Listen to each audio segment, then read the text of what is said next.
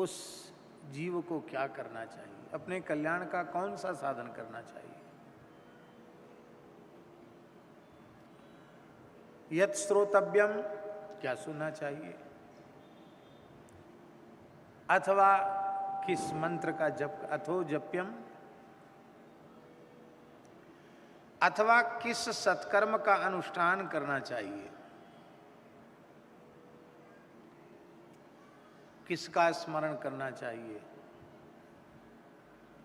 किसका भजन करना, भजनीय क्या है। भजन भज धातु सेवार्थक है, इसका अर्थ है सेवन करने की योग्य क्या है, किसका सेवन करना चाहिए। अथवा किसको स्वीकार करना चाहिए, अंगीकार किसको करना चाहिए। अथवा ब्रूहि यदवा विपर्ययम, अथवा किसका त्याग करना चाहिए, यह कृपा करके आप बता दें। हे भगवान, सर्वप्रथम तो आप किसी गृहस्थ के द्वार पर जाते ही नहीं हैं।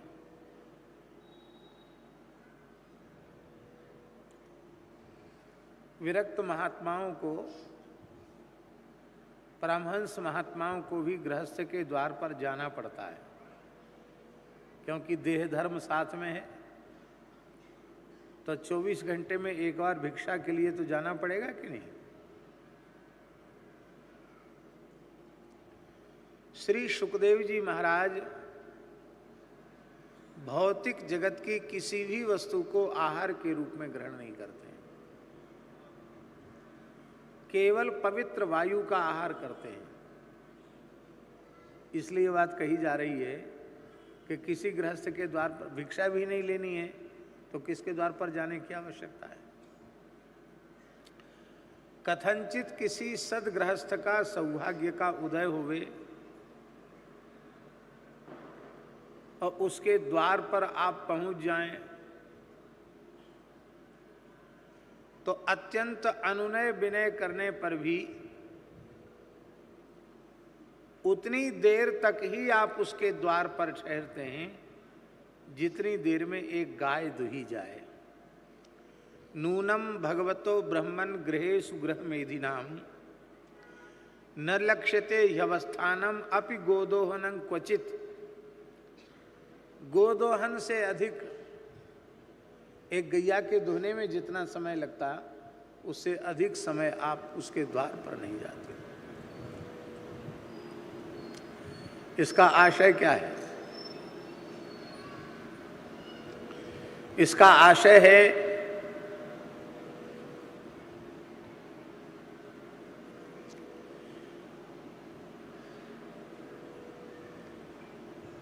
कि सुखदेव जी किसी गृहस्थ के द्वार पर नहीं जाते,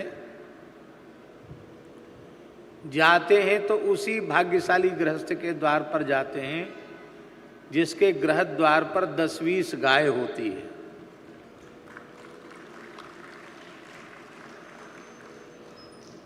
गायों को देखकर चले जाते हैं।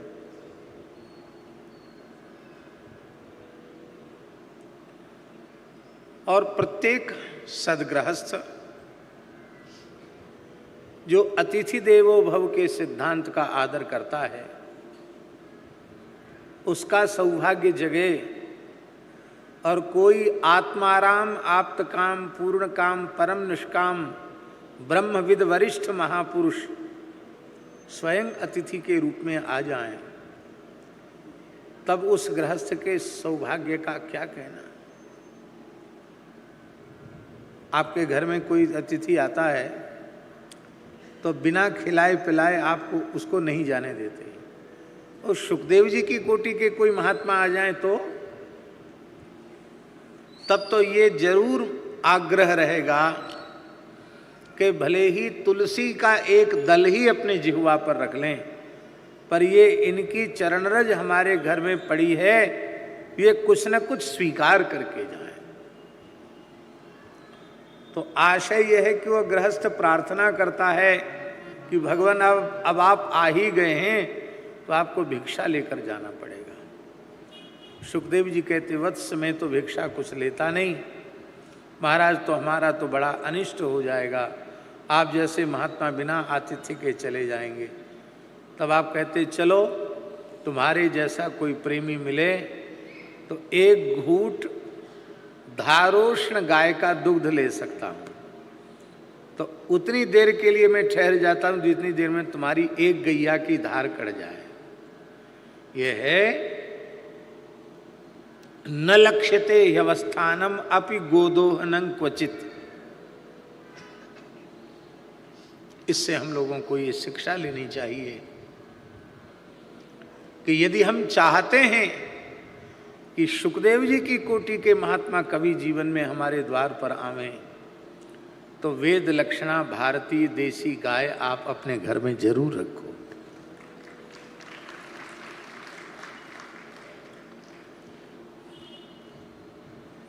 आज एक सज्जन एक पत्रक लेके आए थे,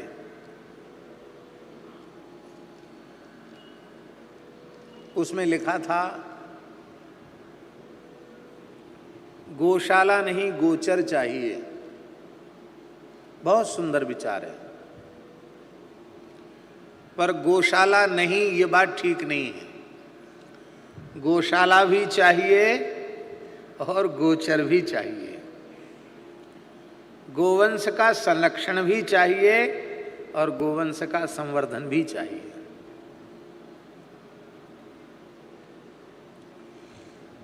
कुछ गोभक्ति के संस्कार से युक्त पुलिस विभाग में कार्य करने वाले अधिकारी कर्मचारी तस्करों से गाय छुड़ा लेते हैं। अब सरकारी तौर पर तो उनके यहाँ कोई रखने की व्यवस्था नहीं है, और उन पकड़ी हुई तस्करों से बचाई हुई गायों को कोई भी गृहस्थ व्यक्ति भी लेना कहाँ से लेगा, कितनी गाय रखेगा वो भी स्वीकार नहीं करता। ऐसी स्थिति में गौशालाएं भी न होवें तो जो तस्करों से बचाई हुई, बधिकों से बचाई हुई जो गाय है उनका क्या होगा? आप लोग बुद्धिमान लोग हैं, विचार करके बताइए। आज जड़खोर गोधाम में 10,000 से ऊपर गोवंश है, और स्वामी जी उनमें 95% से भी अधिक गोवंश क्रूर कसाईयों के हाथ से छुड़ाया हुआ गोवंश है, तस्करों से मुक्त कराया हुआ गोवंश है। आज भगवान की कृपा से 10,000 से ऊपर की संख्या में गोवंश के तो बचे।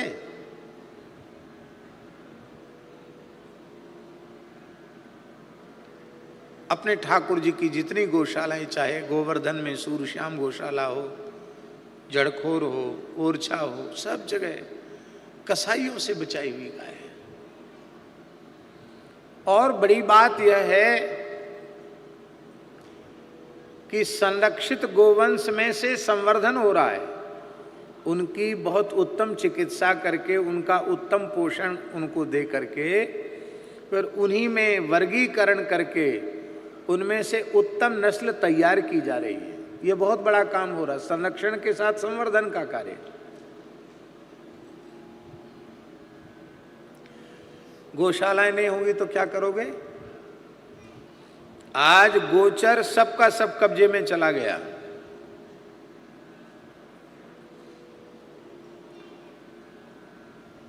अपने को हिंदू कहने वाले, मानने वाले लोग ही गोचरों पर कब्जा किए बैठे हैं।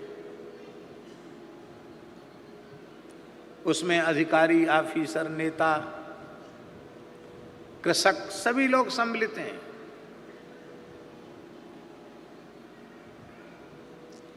और बहुत बड़ा प्रश्न है, गोवंश की रक्षा कैसे हो? हमसे यदि कोई पूछे तो हम तो कहेंगे 1947 के पहले जितना गोचर था उतना गोचर यदि गाय के लिए फिर से मुक्त करा लिया जाए तो गो सेवा के क्षेत्र में भी पूरे विश्व में भारतवर्ष प्रथम स्थान प्राप्त करे। फिर क्या कहना भारत की समृद्धि का। बचे खुचे गोचर भी लोग नष्ट करना चाहते हैं। सबकी नजर है गोचर पर, खाली पड़े गोचरों पर सरकारों की भी नजर है, विकास के नाम पर।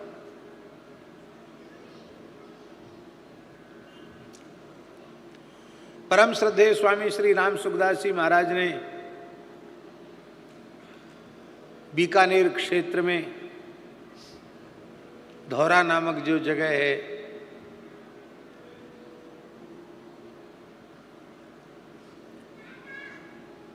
मुरली मनोहर धौरा,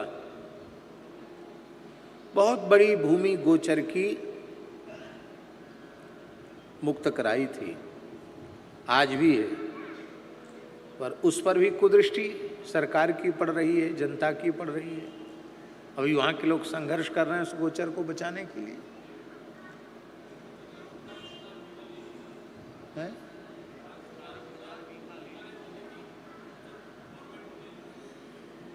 ₹40,000 बीघा बीकानेर की गोचर गवर्नमेंट ने ले लिए। 40,000 बीघा गोचर ले लिए और बाकी बची खुची पर भी कुदृष्टि है। इसलिए यह बात कहना ठीक नहीं कि हमको गौशाला नहीं चाहिए, गौशाला भी चाहिए और गोचर भी चाहिए। दूसरा एक प्रश्न हम आपके समक्ष प्रस्तुत कर रहे हैं।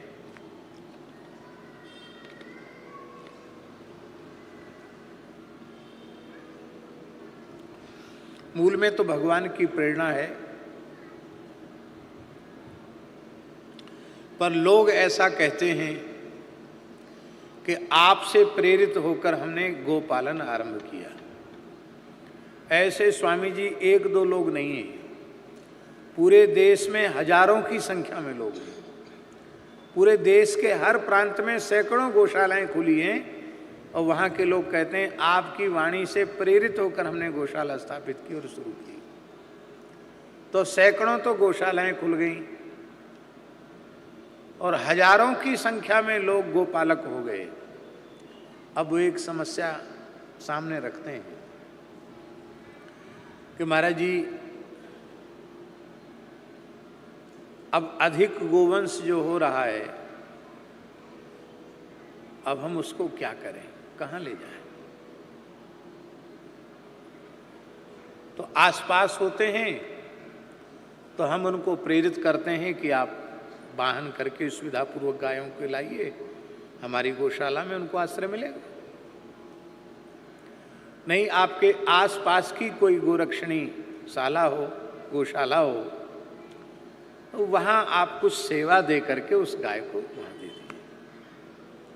क्योंकि आप यदि 5 गाय ही रख सकते हैं, उतनी ही जगह आपके पास है, तो आप 5 की जगह पे 50 कैसे रख पाओगे? गाय तो बढ़ेंगी। तो दूसरा प्रश्न हमारा ये है कि जो प्रेरणा से, संतों की प्रेरणा से गोपालन कर रहे हैं, उनके यहाँ गोवंश अधिक हो जाता है, तो वो यदि गौशाला नहीं होगी तो गाय कहाँ वो संरक्षित हो सकेंगी, कहाँ पूज्य भाव से उनकी सेवा हो सकेगी?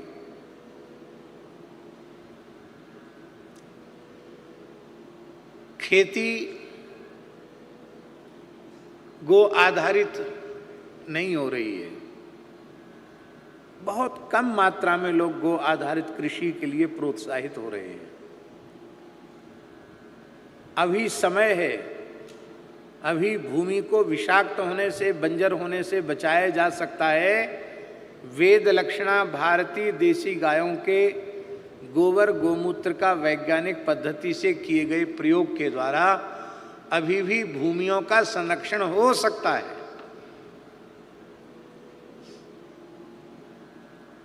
जब बाजी हाथ से निकल जाएगी जब पूरी की पूरी धरती ऊसर बंजर हो जाएगी और इतनी बड़ी संख्या में गोवंश का संहार हो रहा है कि गोबर गोमूत्र की उपलब्धता भी नहीं रह जाएगी, तब आप क्या खाएंगे? नोट खा करके जिएंगे कि सोना चांदी खाकर जिएंगे? कैसे प्राण बचाएंगे अपने?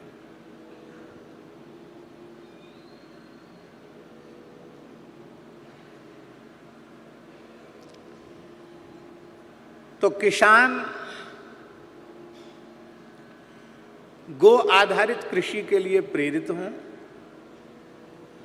किसान गोवंश का पालन करे, गोबर गोमूत्र का अपनी खेती में प्रयोग करे। लेकिन किसान की भी सामर्थ्य है, उसके यहाँ भी बहुत अधिक गाय हो जाएंगी, तो वह क्या करेगा? उसको भी गौशाला में देना पड़ेगा।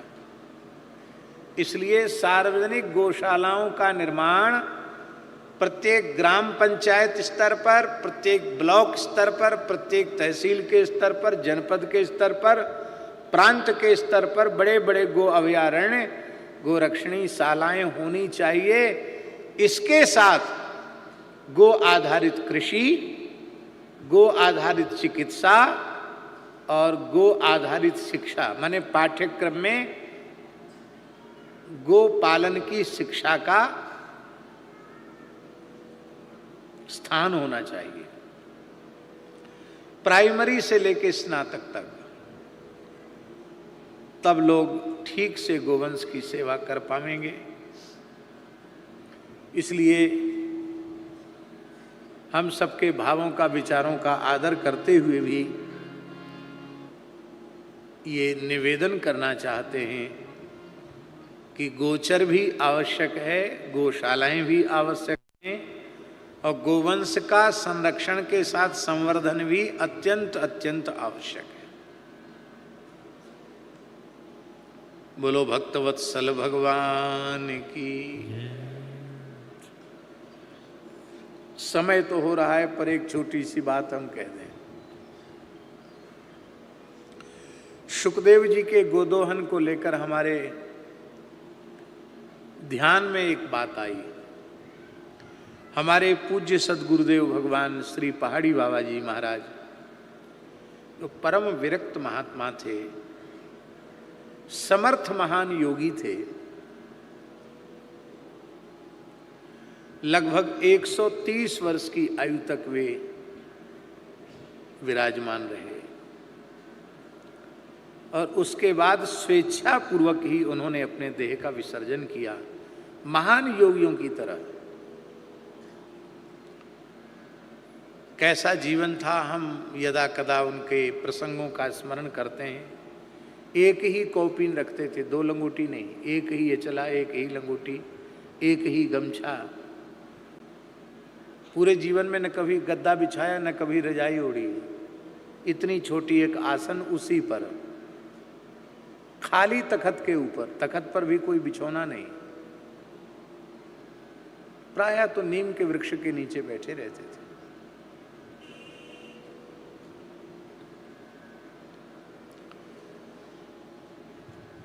और भ्रमण भी उन्होंने इतना किया था,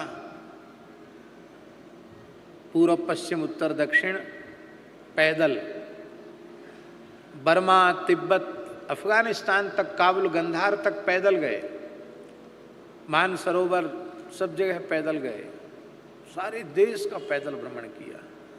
लगभग 20-21 वर्ष तक लगातार भ्रमण करते रहे। और आहार स्वामी जी इतना कम था उनका, निश्चित आहार, मध्याह्न में 1 छटाक इतना या 1.5 छटाक सब्जी,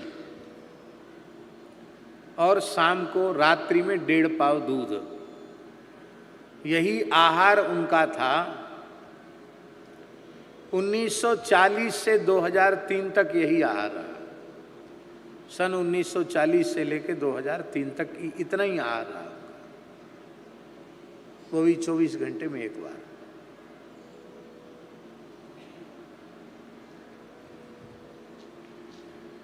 नासिक कुंभ में पधारे महाराज जी, ये 3 कुंभ पहले की बात है। दास उस समय उनकी सेवा में था। तो जाते ही बोले देखो बच्चा, ये तपोवन है, यहाँ हमारे राम जी ने तप किया है, मैं जितने दिन यहाँ रहूँगा केवल गोदावरी का जल पीकर रहूँगा, पर इस बात का किसी के सामने तुम प्रकाश मत करना, जो आ गया।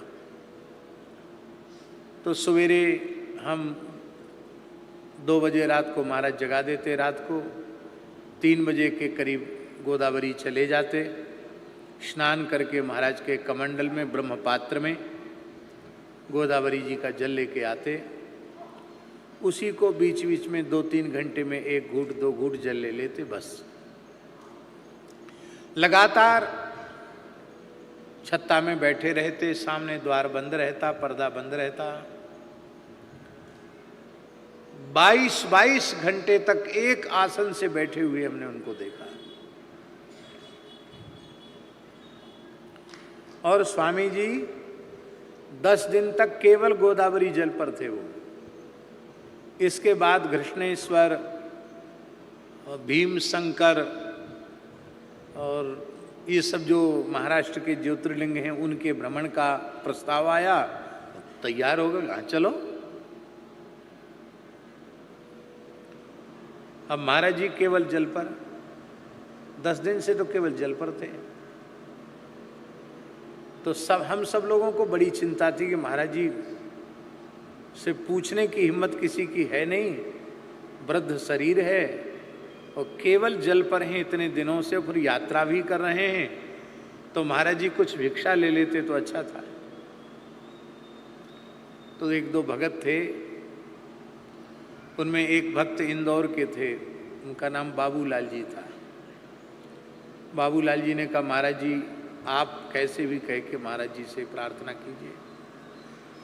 तो स्वामी जी, मैंने महाराज जी से प्रार्थना की, महाराज जी हम सब लोग बहुत दुखी हैं, आप कुछ ले नहीं रहे हैं, फल ही ले लें। बोले नहीं, फल अनुकूल नहीं है। और महाराज जी क्या लेंगे? बोले अच्छा ज़्यादा पीछे पड़ रहे हो तो कहीं धारोष्ण दुग्ध गाय का मिल जाएगा तो हम अपना व्रत खोल देंगे, पारण कर लेंगे, दूध ले लेंगे। अब रोड पर गाड़ी चल रही है और हमारी नज़र रोड के दोनों तरफ खिड़की से देख रहे हैं कि कहीं कोई गाय दिख जाए, गौशाला दिख जाए। ये अजंता एलोरा क्षेत्र की जहाँ गुफाएं हैं उस क्षेत्र की बात है, औरंगाबाद क्षेत्र की बात है। वहाँ एक रोड के सहारे एक खेत में एक किसान के यहाँ 10-20 गाय, बिल्कुल विशुद्ध देसी गाय बंधी हुई थी और कुआं खुदा हुआ था, उस पर पंप लगा हुआ था, पानी चल रहा था, ट्यूबवेल चल रहा था। तुरंत गाड़ी रुकवाई। महाराज जी जो किसी के द्वार पर न जाने वाले, वो गाड़ी से उतर के आए और उस ग्रामीण व्यक्ति ने, अपरिचित ग्रामीण व्यक्ति ने अपना फटा पुराना कपड़ा महाराज को खटिया पर बिछा दिया। तो महाराज खटिया पर तो बैठते नहीं थे, उसको फिर नीचे बिछा दिया। तो उसी पर हमने, महाराज जी बोले इसी पर मेरा आसन डाल दो, उसी पर महाराज जी का आसन बिछा दिया और बड़े आराम से बैठ गए। हाथ पैर धोए, मुख धोया, जल पिया। उसने कहा महाराज सेवा। बोले तेरी गैया की धार कब कड़ेगी? बोले अभी बस दोहने का समय है। गैया को दोहा, वस्त्र से दूध को छाना और महाराज जी ने लगभग 1-1.5 पाव दूध धारुष्ण दुग्ध लिया। धारुष्ण समझते हैं ना, हाल का कढ़ा हुआ गुनगुना दूध, बिना गर्म किया हुआ। और हमने भी लिया। साथ में जो भक्त लोग थे, तो महाराज जी बोले भाई देखो हम लोग तो साधु लोग हैं, भिक्षा पर हम लोगों का अधिकार है, तुम लोग मुफ्त में दूध पियोगे तो आंत फाड़ के निकल जाएगा, पेट फट जाएगा, इसलिए दूध पियो पर सब सेवा करना। तो कुछ गो सेवा भी उस व्यक्ति की, यद्यपि वो बहुत संकोच में आ रहे थे, और महाराज जी ने गौ सेवा भी करवाई, स्वयं भी कुछ गौ सेवा की। बोले बच्चा हम तुमको नहीं दे रहे हैं, ये गैया को खिलाने में उपयोग करना। ये बात हम इसलिए स्मरण कर रहे हैं कि ऐसे जीवन मुक्त आत्माराम आप्त काम परमहंस कोटि के महात्मा,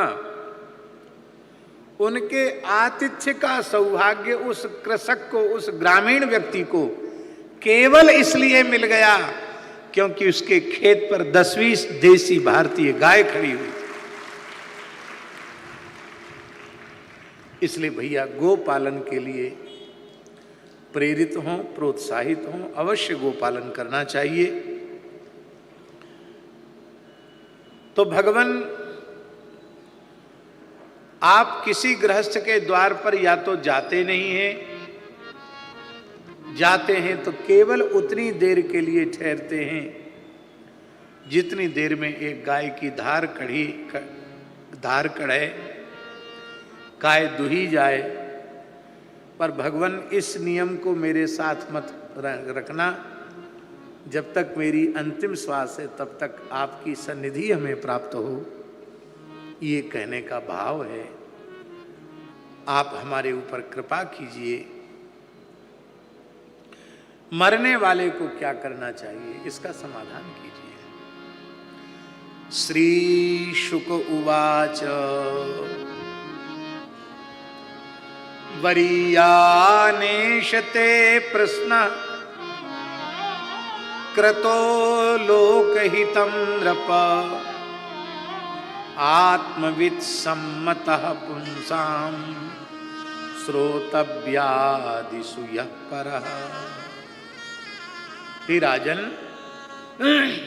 यह आपका प्रश्न वरीयान है। वरीयान माने सर्वोत्कृष्ट, सर्वश्रेष्ठ प्रश्न है और इसमें सारे संसार का हित समाया हुआ है। इसका मतलब है आपके अपने कल्याण में तो कोई संदेह ही नहीं। भक्तिमती माता के गर्भ से जन्म, भक्तों के वंश में जन्म, गर्भ में ही भगवत साक्षात्कार, गर्भ के बाहर भगवत साक्षात्कार और चित्तवृत्ति का श्री कृष्ण में लग जाना, गंगा जी का आश्रय ले लेना और इतने ऋषि महर्षियों के द्वारा तुम्हारे कल्याण का संकल्प कर लेना। कितने कारण हैं, इन कारणों से तुम्हारे कल्याण में कोई संदेह नहीं है। किंतु हे परीक्षित, तुम तो इन विषयी भोगी संसारी प्राणियों का प्रतिनिधित्व करते हुए उनकी ओर से यह प्रश्न कर रहे हो कि जीव को अपने कल्याण के लिए क्या करना चाहिए। हे राजन, आत्मवेत्ता पुरुष इस प्रकार के प्रश्नों का बहुत आदर करते हैं।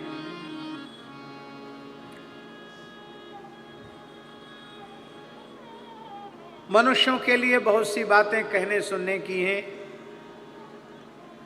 उन सब बातों में यह बात सबसे श्रेष्ठ है कि हम मरने वाले हैं और हमें अपने कल्याण के लिए क्या करना चाहिए। हे राजन, देह गेह कुटुंब में आसक्त, स्त्री पुत्र आदि में आसक्त गृहस्थ पुरुष, उनके जीवन में हजारों बातें कहने सुनने तक ही रह जाती।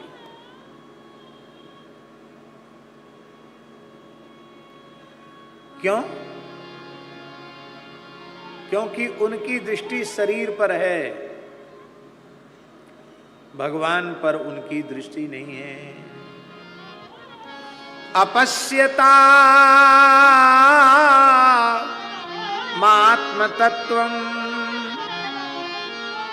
गृहेषु ग्रहमेधिनाम् आत्म तत्वम अपश्यताम।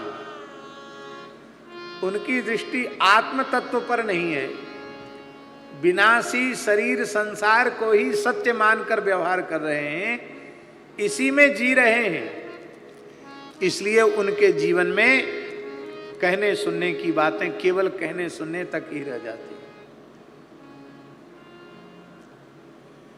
एक बात है बड़ी मार्मिक, बड़ी विचारणीय बात है। महात्माओं का संग करके पढ़े लिखे बुद्धिजीवी वर्ग के गृहस्थ भी ब्रह्मसूत्र, भगवद गीता और ईशादी 9 उपनिषद इनका बढ़िया से अभ्यास कर लेते हैं। तमाम वाक्य उनको याद भी हो जाते हैं। लेकिन इतना सब होने के बाद भी यदि उनकी दृष्टि केवल शरीर संसार तक सीमित है, तो इतनी उत्तम प्रस्थान त्रयी की जो बातें अविद्या का विनाश करके ज्ञान को प्रकाशित करने वाली हैं, स्वरूप में अवस्थित करने वाली जो बातें हैं, वो भी केवल कहने सुनने तक रह जाती है। उनसे लोग बड़ा विद्वान मान लेते हैं, उदर पूर्ति का साधन बन जाता है। बाकी उससे भी कोई अविद्या का, अज्ञान का क्षय हो जाए अथवा षड विकार नष्ट हो जाए, ये नहीं हो पाता है। अपश्यता आत्म तत्वम, ये बड़े महत्व की बात है। आत्म तत्वम अपश्यताम।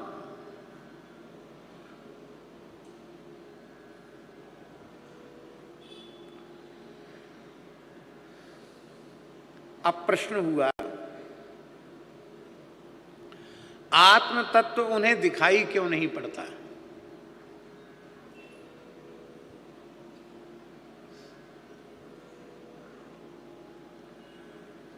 वेद भगवान तो आज्ञा कर रहे हैं, आत्मै वेदम सर्वम, अयम आत्मा ब्रह्म, नेह नानास्ति किंचन।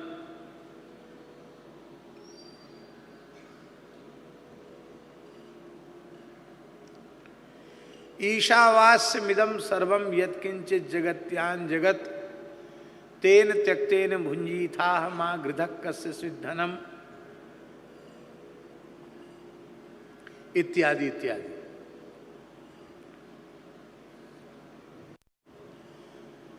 आत्मा से अतिरिक्त जो है वह अनात्मा है। अनात्मा का अर्थ जड़ है। जड़ तो कुछ है ही नहीं। जब सब कुछ परमात्मा ही है तो जड़ कहाँ है? जड़ता हमारी बुद्धि में है, हमारे विचारों में है, जड़ता कहीं है नहीं।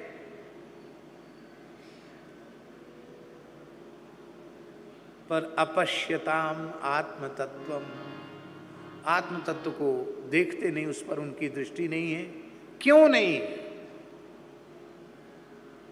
क्योंकि जो आत्मा सर्वगत, सर्वरूप, सर्वमय है, जैसे वस्त्र में धागे के अलावा कुछ नहीं है, ऐसे ही इस विराट में आत्मातिरिक्त कुछ भी नहीं है। जब यही सत्य सिद्धांत वस्तु है, तत्व है, तो इस अवस्था में सबसे अधिक सुलभ तो आत्मा ही है। फिर वह आत्मा, उसका अनुभव क्यों नहीं होता है? उसका उत्तर दे रहे हैं, उनको आत्मानुसंधान का समय ही नहीं है। उनका समय कैसे बीत रहा है? निद्रया ह्रियते नक्तम व्यवायेन च वावयः दिवा चार्थे हया राजन कुटुंब भरणे नवा।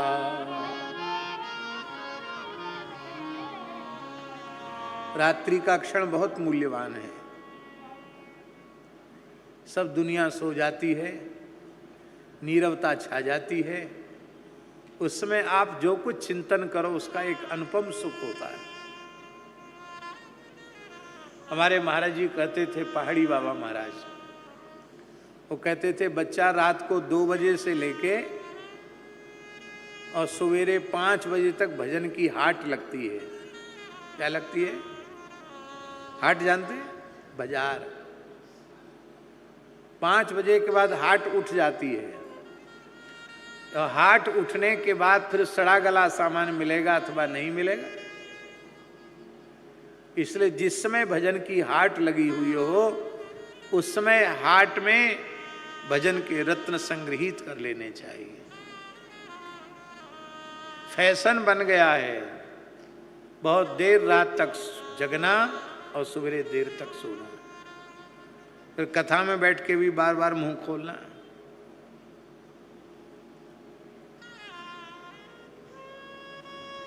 इसका मतलब है कि रात को ठीक से सोए नहीं। स्वामी जी, जीवन सात्विक हो, विचार सात्विक हो, आहार संयमित हो तो 4 घंटे की निद्रा पर्याप्त है। साधक व्यक्ति के लिए 4 घंटे से अधिक विश्राम की कोई आवश्यकता नहीं। डॉक्टर कहें चाहे डॉक्टर के बाप कहें,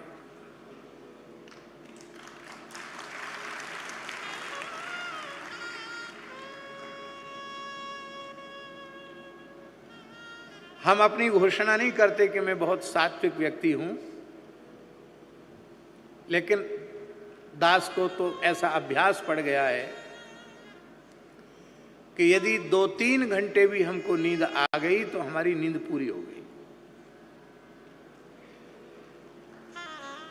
3 घंटे नींद आ जाए, हो गई, पूरा काम हो गया। फिर ये नहीं लगेगा कि हम सोए नहीं, बार बार उबासी लें, परेशान हो जाएं, वो नहीं। अब सवेरे से रात तक बकरी जैसे मुंह चलाओगे, खाते ही रहोगे कुछ ना कुछ, तो फिर तो कुछ ना कुछ उसका प्रभाव शरीर पर पड़ेगा। रात्रि का मूल्यवान समय निद्रा में नष्ट हो जाता है। निद्रया ह्रियते नक्तम, रात्रि काल के समय की चोरी निद्रा कर लेती है।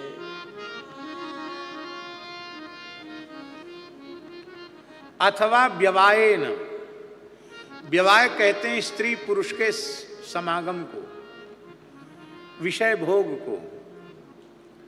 या तो निद्रा में समय व्यतीत होता है या विषय भोग में समय व्यतीत होता है।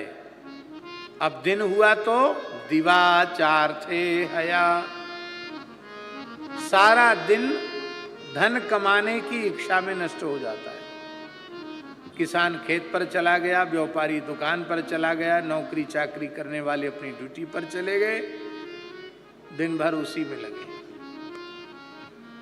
धन कमाने में दिन नहीं स्वामी जी, धन कमाने की इच्छा में। धन की प्राप्ति तो प्रारब्ध के अनुसार होती है, इच्छा सबको रहती है। तो धन कमाने की अभिलाषा में दिन का समय नष्ट हो गया। फिर भी तो समय बचा। बोले बचा कुचा समय कुटुंब भरणे नवा, कुटुंब के भरण पोषण में समय चला गया। और अब तो लोग अपने ऊपर ध्यान नहीं दे पा रहे हैं, अपने परिवार पर ध्यान नहीं दे पा रहे हैं। एक प्रपंच सबके पीछे लग गया, उसका नाम है मोबाइल।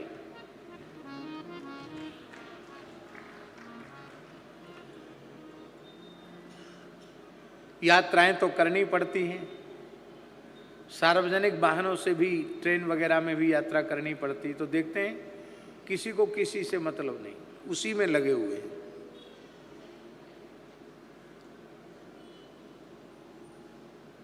कोई बहुत बड़े व्यापारी हो तब तो बात अलग है, व्यापारी नहीं है, विद्यार्थी, पंडित। महामृत्युंजय मंत्र की माला चल रही है तब तक फोन बजा, जरूरी फोन है तो बात करेंगे। तो ईमानदारी से बताओ, मंत्र जप के बीच में आपने बातचीत की तो अनुष्ठान बाधित हुआ कि नहीं हुआ? अथवा आपने बात नहीं की, उसको कंपन पर रख दिया, साइलेंट पर रख दिया और थोड़ा उंगली हिला डुला करके देखा कि मैसेज क्या है, किसका आया, तो भी आपके मंत्र जप की एकाग्रता नष्ट हुई कि नहीं हुई?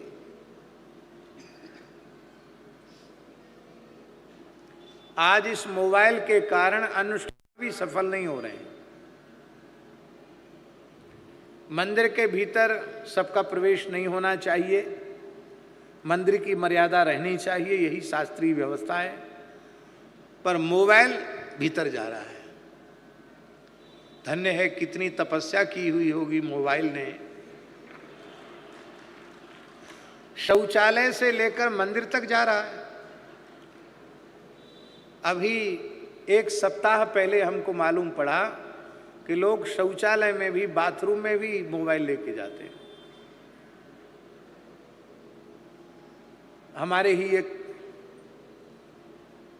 संत हैं अनुराग दासी, उन्होंने बताया कि महाराज जी मोबाइल बाथरूम में लेके जाते। मैं कि नहीं, बाथरूम में तो क्या कम, अरे नहीं आपको पता नहीं। मैं कि तो पहली बार सुन रहे हम, बाथरूम में क्या जरूरत पड़ गई मोबाइल की? भोजन करते करते उसको छू रहे हैं, जूठा है, सखरा है, वही शौचालय में, वही मंदिर में जा रहा है, उसी से शालिग्राम जी का स्पर्श हो रहा, भगवान का स्पर्श हो रहा। कितना बड़ा पाप है।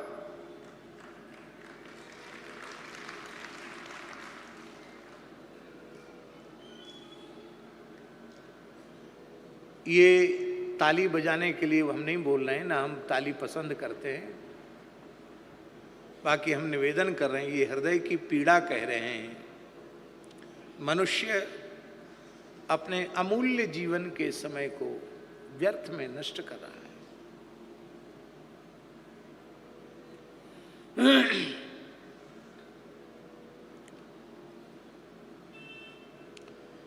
आपकी 100 वर्ष की आयु मान लो है, आप 100 वर्ष तक जिए और 100 वर्ष में आपने 100 करोड़ रुपए कमाया, एक अनुमान बता रहे हैं। पैदा होती तो कमाना शुरू किया नहीं होगा, 20-21 वर्ष में कमाना शुरू किया होगा। तो मान लो 80 वर्ष की आयु खपा करके आपने 100 करोड़ रुपए कमाया। अब भगवान आपके सामने आ जाएं तो आप उनसे कहना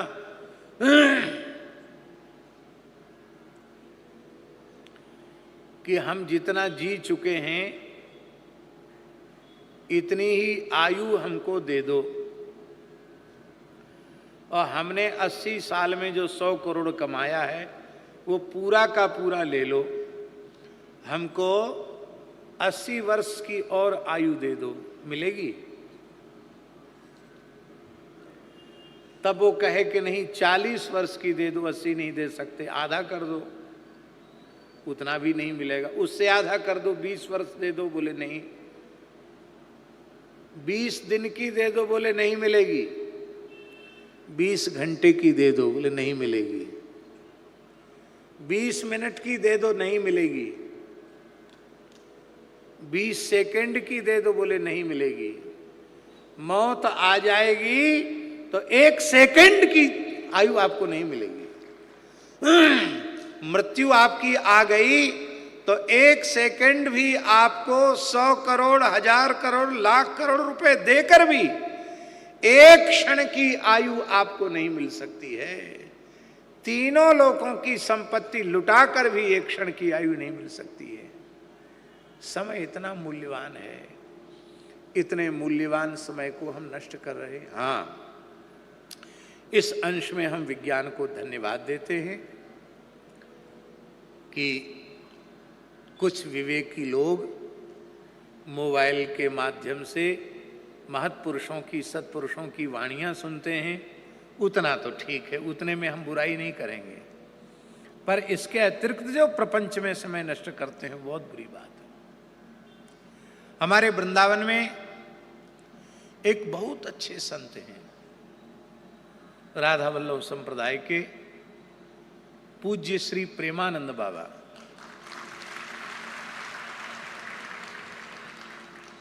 वे वृंदावन से कहीं जाते नहीं हैं और हमको तो ठाकुर जी ने यही सेवा सौंप रखी है, चक्कर लगाते रहो। तो हमको तो लगातार प्रवास में रहना पड़ता है। तो हम चाहे किसी प्रदेश में जाएं, वहाँ तमाम युवक युवतियाँ ऐसे मिलते हैं जो कहते हैं कि हम बाबा का सत्संग मोबाइल पर सुनते हैं, उससे हमारा खान पान पवित्र हो गया, हमारा जीवन बदल गया, हम नाम जप में लग गए। अनेक लोग अपनी अनेकों अनुभूतियाँ बताते हैं और पूरे देश में बहुत बड़ा क्रांतिकारी परिवर्तन उनके सत्संग के माध्यम से आया। प्रत्यक्ष नहीं, आधुनिक विज्ञान के माध्यम से जो सत्संग मिल रहा है, उससे लोगों के जीवन में परिवर्तन आया। तो यदि आप विज्ञान का उत्तम उपयोग अपने हित के लिए, अपने कुटुंब के हित के लिए कर सकते